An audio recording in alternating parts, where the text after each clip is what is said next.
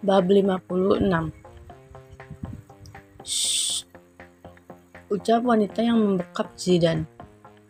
Ia mengisyaratkan Zidan untuk tak membuka mulutnya. Zidan pun mengangguk.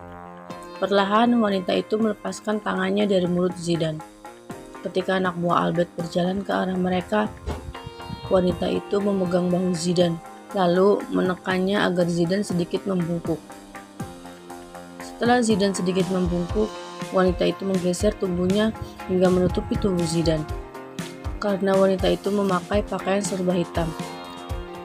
Anak buah Albert tak mencurigainya sebab ada kain yang menutup mobil tersebut dan kain mobil tersebut berwarna hitam, hingga mereka bisa bersembunyi dengan aman.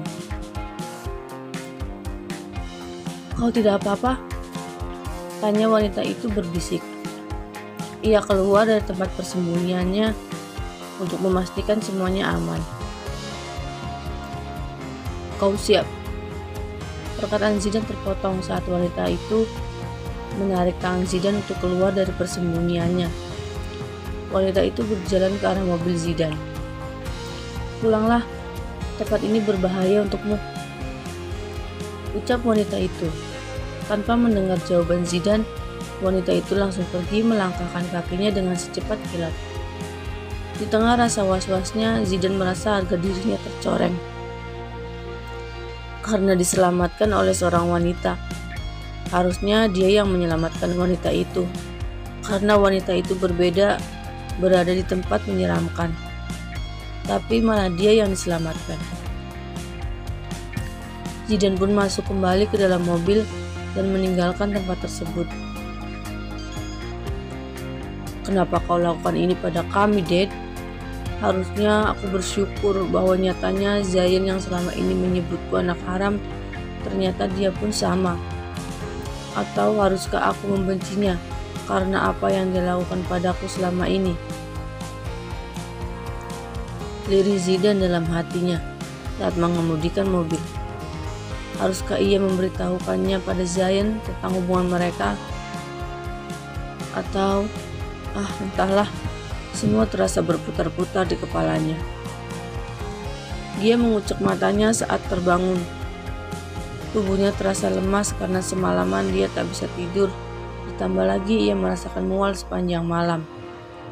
Tak pernah terbayangkan dia akan terjebak di antara pria gila seperti Zayan yang memaksa dirinya untuk menjadi pengantin hanya untuk balas dendam. Dia pun turun dengan lesu dari ranjang. Ia berniat membuat secangkir teh hangat untuk menyegarkan badannya. Mata Gia membulat sempurna saat melihat Zayn sedang duduk dengan santainya di sofa. "Sedang apa kau di sini?" tanya Gia. Tiba-tiba ia merasa emosi saat melihat Zayn yang seenaknya masuk ke dalam apartemennya. "Pakai ini, kita akan segera pergi ke gereja untuk menikah," titah Zayn sambil menyodorkan kotak berisi gaun Gia. "Pergi, aku takkan sudi menikah denganmu," teriak Gia. Zayn merasa ngilu saat Gia berteriak. Ia takut emosi Gia akan mempengaruhi calon anak mereka. "Kau sudah menandatangani surat perjanjian kemarin, jadi tak ada alasan untuk menolak," seru Zayn menekankan kalimatnya. "Jika kau tak ingin anak ini, jika kau tak peduli pada kami, kenapa kau repot-repot menyelamatkanku?" ucap Gia dengan nada sinis. "Jika kau mati, aku tak punya alat untuk membalas dendamku pada si anak haram itu. Kau mengertikan siapa orang yang aku maksud anak haram itu?" Mendengar ucapan Zayn, dia melangkahkan kakinya dan mengambil kasar kotak yang berisi gaun. Lalu dia berjalan kembali ke kamar dan membanting pintu. Setelah melalui drama panjang, akhirnya mereka pun tiba di gereja. Setelah mengucapkan janji pernikahan di hadapan Tuhan dan pendeta, mereka pun resmi menjadi sepasang suami istri. Setelah acara pernikahan mereka selesai, Zayn pun mengajak Gia untuk meninggalkan gereja. "Ini bukan jalan ke apartemenku. Kau mau membawaku kemana?" teriak Gia saat berada di dalam mobil. "Apartemenku," Jawab Zain santai. Ia terus fokus mengemudi tanpa memperdulikan teriakan Gia. Turunkan aku. Aku tak ingin tinggal di apartemenmu. Aku tak sudi seatap dengan laki-laki sepertimu. Teriak Gia lagi. Namun Zain tak membalas teriakan Gia. Ia tetap fokus mengemudi. Ia tak mau berdebat dengan Gia dan pasti akan membuat Gia lebih emosi dan bisa mempengaruhi calon anak mereka. Turun, ucap Zain ketika mereka sudah sampai di basement apartemen Gia. Tidak, aku tidak mau turun. Cepat antarkan aku ke apartemenku. Zain membuka pintu mobil dan keluar dari mobil.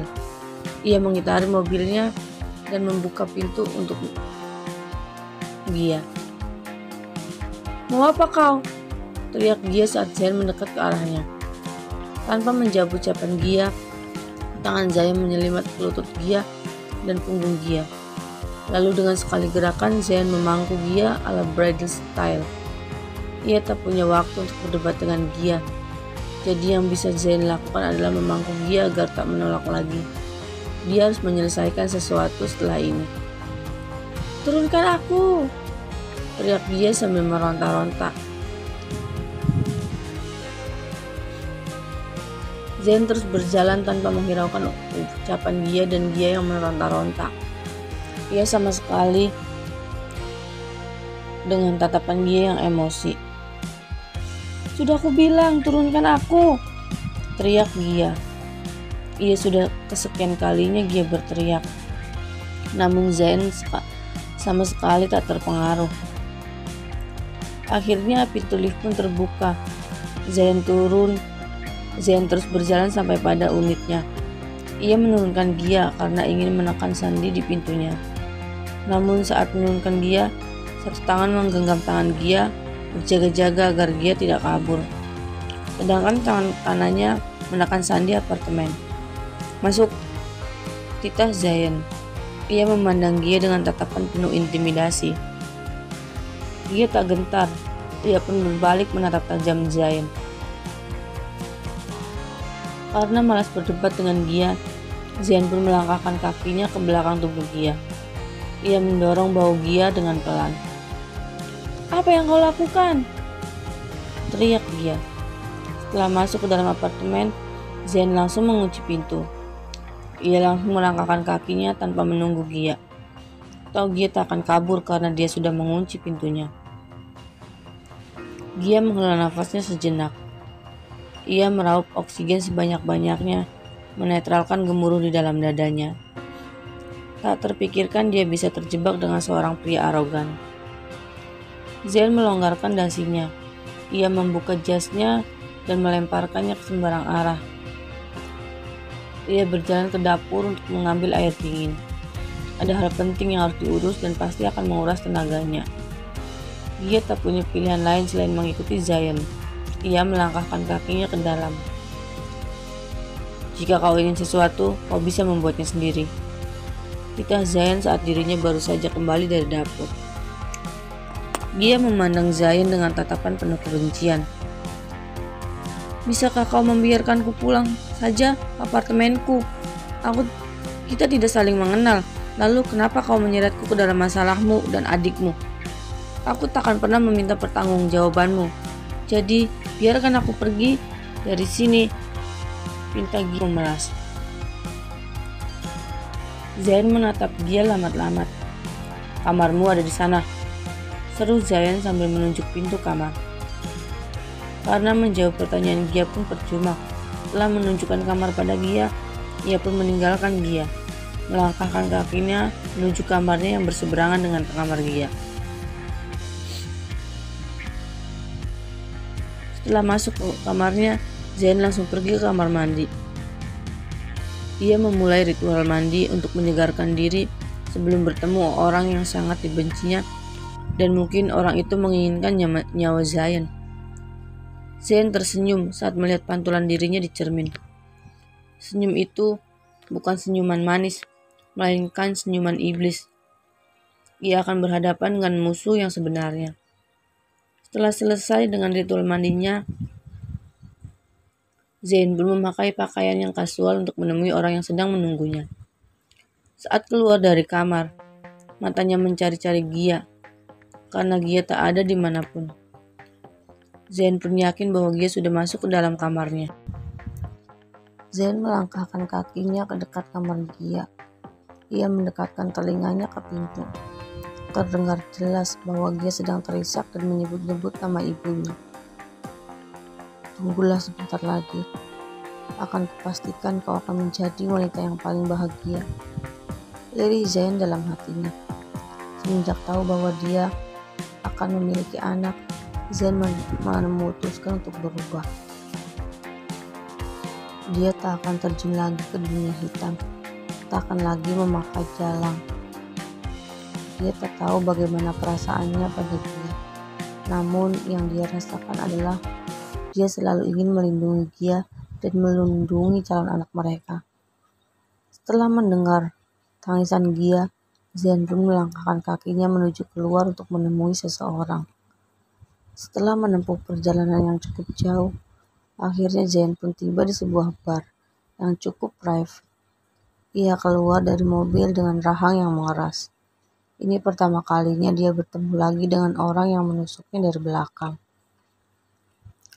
Zen melangkahkan kakinya menuju ruangan di mana seseorang telah menunggunya. Sorot mata arogan sangat tertera di setiap langkahnya. Ia pun membuka pintu dan disambut senyuman oleh orang yang sedang duduk menunggunya. Apa kabar?